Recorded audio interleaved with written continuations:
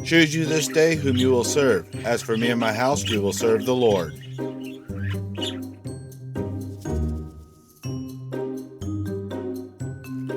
August 18, 2022, Thursday. It's been over a month since I've done an update and a Budgie Buddies video. A lot has happened, starting with my electric transportation device having a catastrophic failure and another catastrophe of failing to find a new hub motor in a timely manner. Then I got into another unsolvable altercation, being threatened with violence by Louis the Lunatic Landlord, so I got a temporary injunction right away, turning his mother, who is the property owner, passionately against me even existing. A couple of days earlier, Joann was crying to me how dangerous Louis is and he needs to leave, except her fear prevents her from going through with this. Joann keeps telling me she wants me to stay, except when she suddenly switches sides, as is the routine. A few days before this, the water got disconnected because they failed to pay the bill again.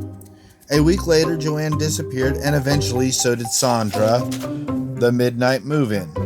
When Sandra left, she had threatened to turn off the electricity she had turned on in her name, as my landlord's bill was around $750. I expected the worst and decided to stop searching for a new bike motor that would take months to ship and a lot of money up front, and instead began investing in a solar and battery backup system. I'll try one more idea on my old hub motor to fix it, and then I'm stuck replacing it maybe by the beginning of next year unless I find something sooner. A day after the water goes out, I immediately build a porch to divert and collect water.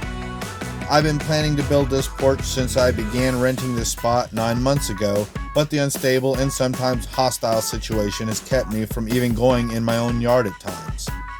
Louis can't stand to see me thrive, so he routinely retaliates, this time with a cluster of bright spotlights about 50 feet from my front door, pointing at it, turned on at night.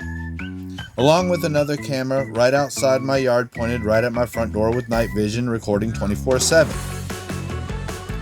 I do what I always do and ignore him until one day he's supposedly waiting on a ride, but he's standing near my yard seemingly to draw attention to himself. He could be innocent after all said and done, but that's not the point. I asked him to leave, but he started yelling and screaming at me, so I shut my door. He remained there, so I repeated myself, but this time he started approaching me and threatening me. I locked myself in and waited on the police while my good neighbor distracted him and ultimately talked him out of busting through my door and getting shot to death. That's where the temporary restraining order started. A week later, Joann goes missing for a week. I'm supposed to pay rent, but there's no water for weeks with the electricity to fail any day. Who knows if they'll have enough to get it back on anytime soon.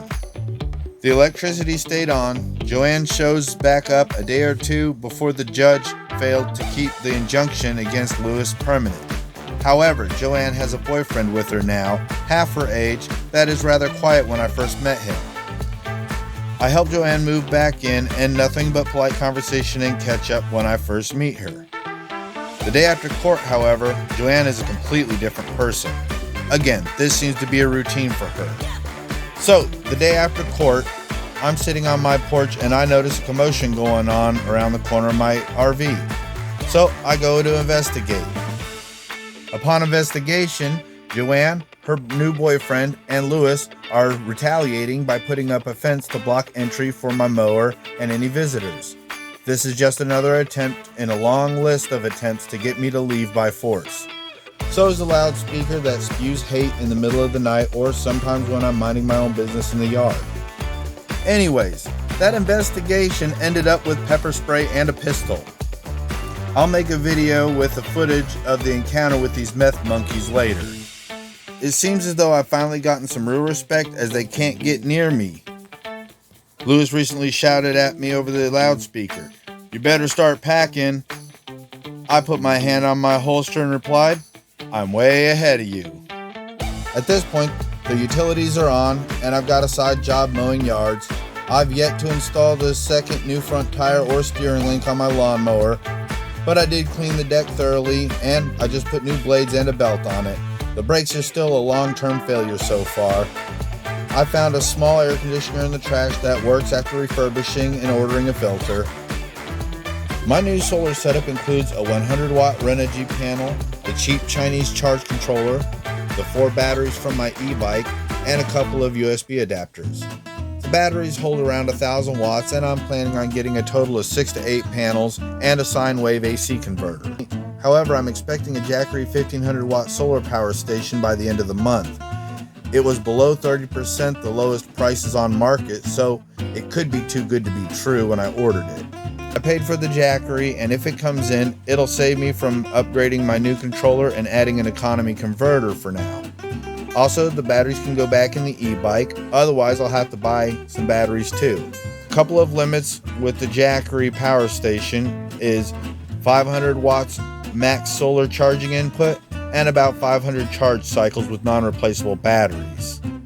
But if the power bill stays paid, this is all I'll ever need for emergencies. To conclude, it's crazy how Joann needs a small air conditioner and I just got one to fix up for free. I brought it home after mowing all the yards and spent a few hours fixing it up on my porch with Joann watching me. What did she do? Instead of asking me or just leaving me alone, Joann gets some marking spray paint and puts a line across the yard to show separation and isolation hatefully. No appreciation, just retaliation. Nothing new with Louis the Lunatic Landlord and his mom. Nothing new, except that Louis is still a lunatic, but he's not my landlord. Now his mom is.